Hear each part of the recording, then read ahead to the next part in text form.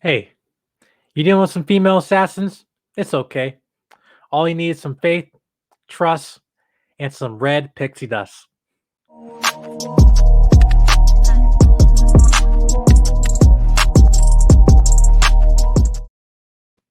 How you guys doing? This is boy Jedi Mike 7 here. I'm back with another video. And today we're going to be reviewing the film, the long-awaited Black Widow. Now, this film, obviously because of the events of the pandemic, this film has been delayed not one, not twice, but three times. Been delayed.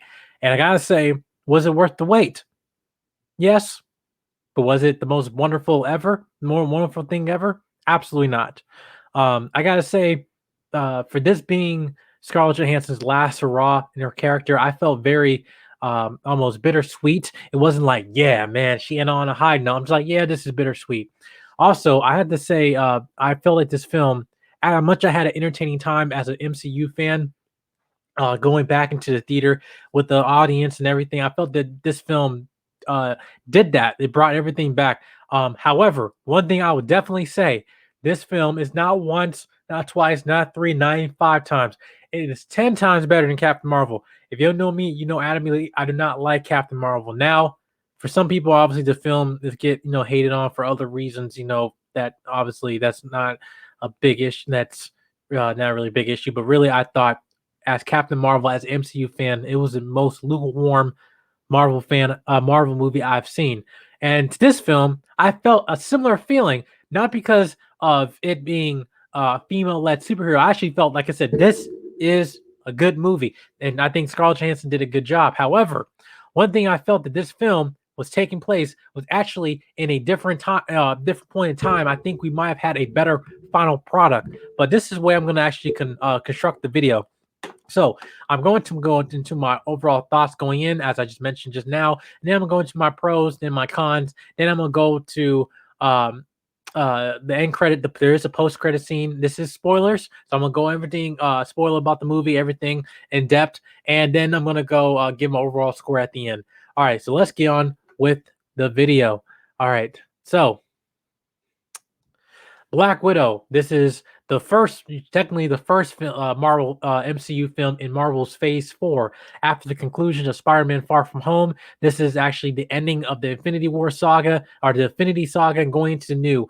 And Phase 4 starts with this film. Well, technically, in terms of Disney Plus, WandaVision was the first start, and now after this film, we have seen that we have not gotten not one, not two, but currently right now we're in three series in with Marvel Disney Plus shows, and now we have Marvel's Black Widow. Now I gotta say, my overall thoughts of this, this was not my most anticipated film in MCU. Looking forward to. However, I wanted to see what they have for Scarlett Johansson. I do think she's a good actress. Obviously, she was nominated for Academy Award. Obviously, with the film The Marriage Story and everything, she's a phenomenal actress. But what they have done, I felt that they did a disservice to her character with this, is that the fact they waited so long. They waited so long to give her a story, but also I think the story itself not only should be in a different timeline, but also just a different story. I felt that I'm good. Like I said, I'm going to my pros. One thing they did very well was establish the relationship between Yelena and Natasha Romanoff. Now, Yelena is basically Black Widow's Scarlett Johansson's sister. Both of them are, born in Russia. They're orphans and stuff, but they become sisters, and they are raised by David Harbour, Alexi, and also Rachel Weisz character. Now, one thing I felt this film did very well was that they established a relationship of the sisterhood of Natasha Romanoff and Yelena, and I think they did a good job. Now, comparing to other sister relationships like Gamora and Nebula, I thought this one was done very good. Obviously, they haven't seen each other for years. Both, brought into abuse, just similar to like Gamora and Nebula was by bearing father. But they were brought into an organization known as the Red Room, which is a top secret organization like Hydra, but they take girls and they make them into Black Widows and assassins, deadly assassins, and everything. Which we have only seen a glimpse of throughout her history in the MCU through other Marvel movies. Now, since her introduction with the first Iron Man film, I felt that her character gone through different phases in her life, and not only being a B-list character, but now becoming an A-lister in terms of her movie. I thought this film did a good job in terms of introducing new characters, and obviously Yelena being stepped to be the new Black Widow moving forward for the MCU. Also, gotta say, they did a good job with David Harbour's character. I have to say this: David Harbour as Alexei, the Red Guardian, and Elena as the other Black Widow. If they were not in this film, I will tell you this was not. I will have a lower score of this film. They made this film. The main thing, this is Elena's movie because they did a good job. They did a good job for character, and I think honestly, after watching interviews, I think Scarlett Johansson intended for it to be Elena being in the more foresee for her to follow more of her, even though this is Black Widow's movie and her story. But I felt this is just setting up, even though after the events of Endgame, which you know this character ends, she dies and everything. But this movie is set in a different timeline between the events of Captain America: Civil War and Avengers: Infinity War. To me personally, I think this film should not even exist in that timeline, and I thought we should actually gotten this film maybe 3 or 4 years ago, probably even 5 years ago, because technically speaking, the height of her character was actually in Captain America: The Winter Soldier, and I thought that was the peak of her character in terms of me, Scarlett Johansson, just as the hyper, popularity of her character, the good storytelling, the character progression of Natasha Romanoff. I felt her peak was at Winter Soldier. Everything else went downhill when they tried to do that dumb Black Widow and Hawk relationship in Age of Ultron, and then Civil War. They kind of go back into that Winter Soldier thing, but not enough, and then just another side B-list character, just whatever, Ultimately giving up herself, sacrificed herself in Endgame, which it did. I felt that they did a good job conveying that effectively. But the narrative of the story is that Yelena is in the Black Widow program, and then she gets exposed by this red pick. I'm gonna call it red pixie dust because that's basically what this mess is. Is just going to opening the mind control that all the Black Widows are in. Now, all the Black Widows are basically in this story. They're controlled by this thing on the Red Room by this guy named Dracoff. Now, Dracoff, you heard him. He was mentioned before, especially in the first Avengers film when Natasha Romanoff was interrogating Loki, and Hawkeye told him about Dracoff and his daughter, which that is the base of her film. Dracoff is basically the Russian leader who basically who controls the Black Widow program and everything, and it controls the Red Room. And basically, just a bunch of deadly assassins. I thought that the Marvel Studios did a really good job. That felt like they did a really good job in terms of conveying the actual emotion, or not conveying the multicultural aspect of this film with different Black Widows all around the world and the global scale of it. Now, technically, why we haven't known about them since now, I guess that's just because they're a secret organization, and also, it serves a plot for whatever they're doing for the MCU. But I thought also another game, like I said, Yelena and David Harbour, Florence Pugh, who, by the way, Florence Pugh was also in Midsummer. If you haven't checked that out, I watched the movie the first time. I fell asleep. My friend Tevin, he knows about that, and I watched it again on my own time. It's actually a phenomenal film. She did a good job. But yeah, Florence Pugh is a good actress and everything. David Harbour, obviously from Stranger Things and other films, he's really good. But yeah, I felt if they were not in this film will not have been a lower score for me. But they do convey the relationship of the life they had back living in Ohio with the David Harbour and Rachel Weisz's character. Now, obviously, they say there's like some bitterness and resentment, but I do feel they did a good job in terms of conveying that they all were a family, but broken family in this Russian Soviet kind of context and the circumstances that they have in this film. Now, other than that, I felt like the action in this film was really good, especially with the other Black Widows. I will say, the contending to Captain America: Winter Soldier, they did a good job in terms of action, but also female action, using the more of having a feline attack and fighting styles they did. That also was believable. It wasn't feel like, oh, these women are just fighting and they automatically just have superhuman strength.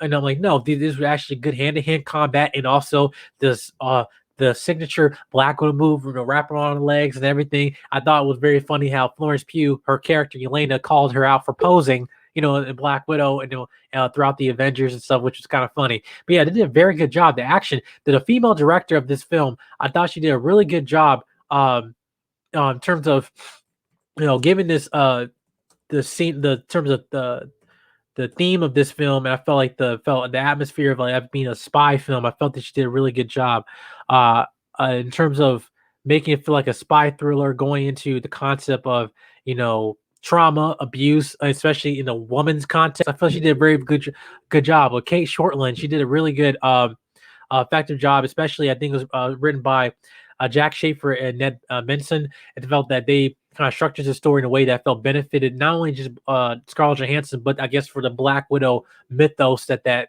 we eventually would know about. So I think they did a really good job, and the directors, screenwriters did good. However, now going to my pros, I felt connecting this film to the other things were fine, but to the other films.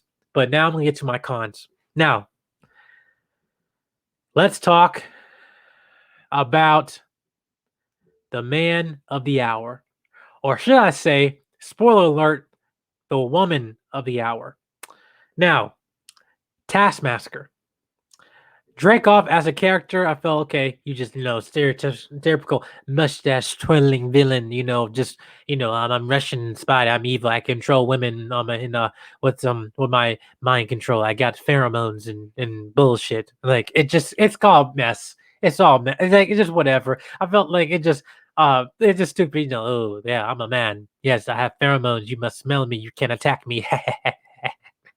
Like it just is dumb. It was stupid. Like I felt Taskmaster in terms of the action scenes they did very well. Again, especially going to the end of the sequence with with Black Widow in the signature flying sequence we see in the trailers and everything. It's not that long. It's only about maybe 3-4 minutes tops. And I felt like they just did a really good job. They did a good job in terms of like the CGI and visual effects of this. However, like I said, I felt like this film could have done more with Dreykov not explaining like how did he survive the bombing when him and eventually with Scarlett Johansson or Natasha Romanoff's character, what she did was that she basically eventually killed Dreykov's daughter along with him when they blew them up. But apparently he survived, and also she survived because they did another gender swap with a Marvel character. Now, you're thinking, oh, hey, here's another fan getting mad at gender swapping of this character.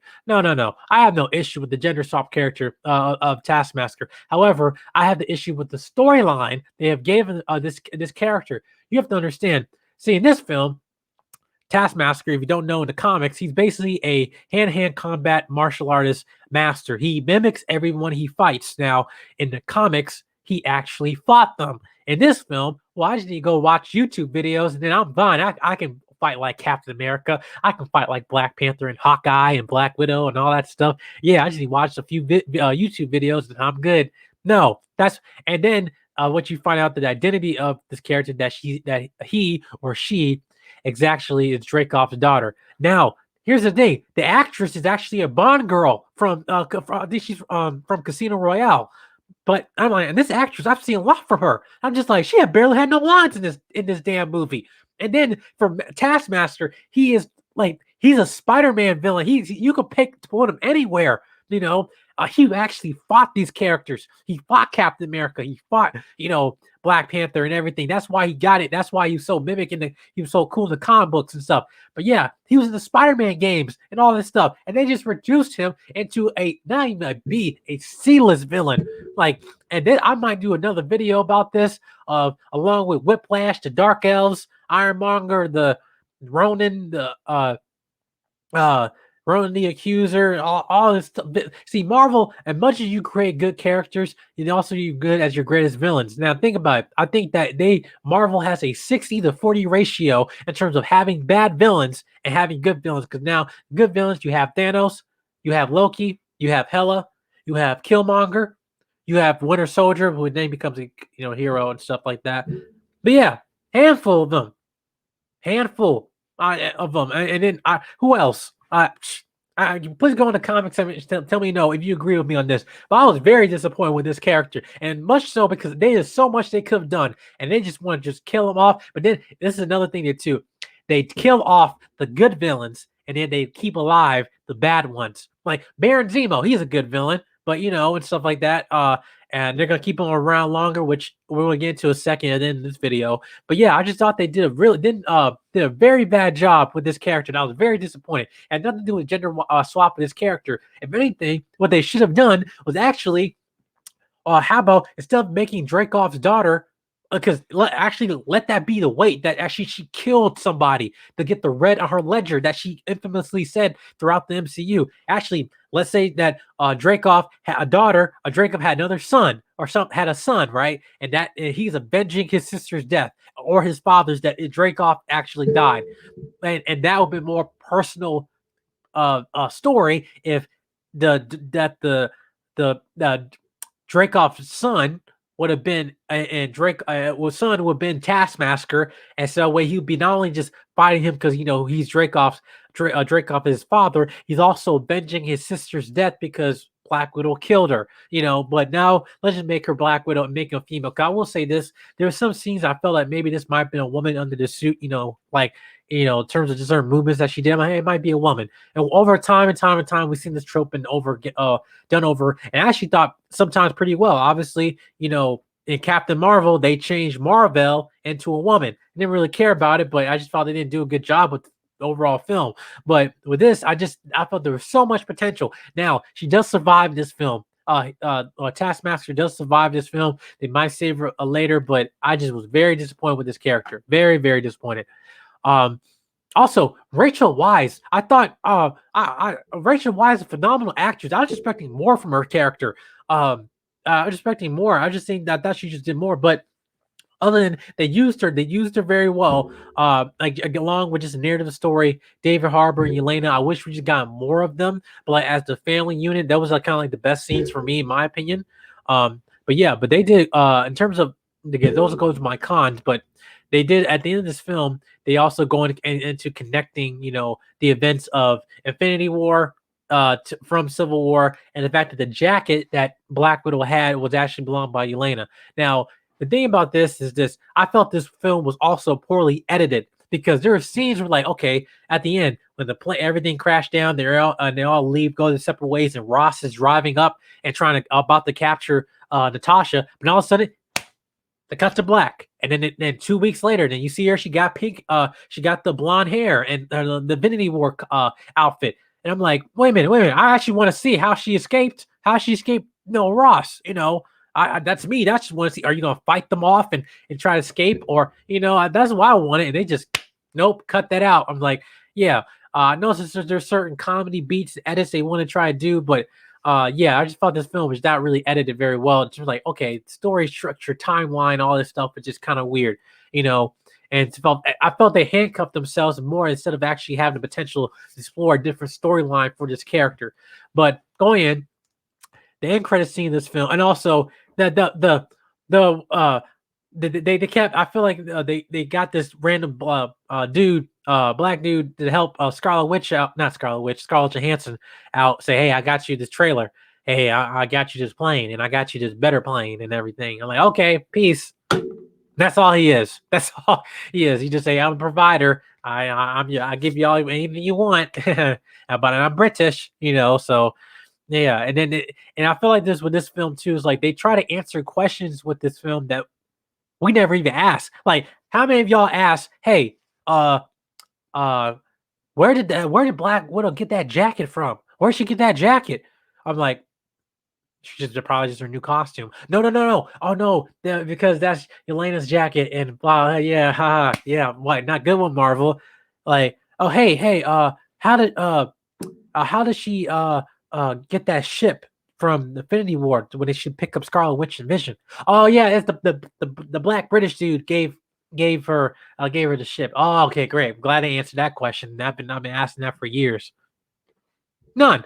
Even the final climax, the way they edited this film, like, oh, I have some pheromones and mess, and they keep going back to Rachel Weisz with that with how she knew everything was going to happen right before she walked into his office and everything. So I just thought that was just kind of funny.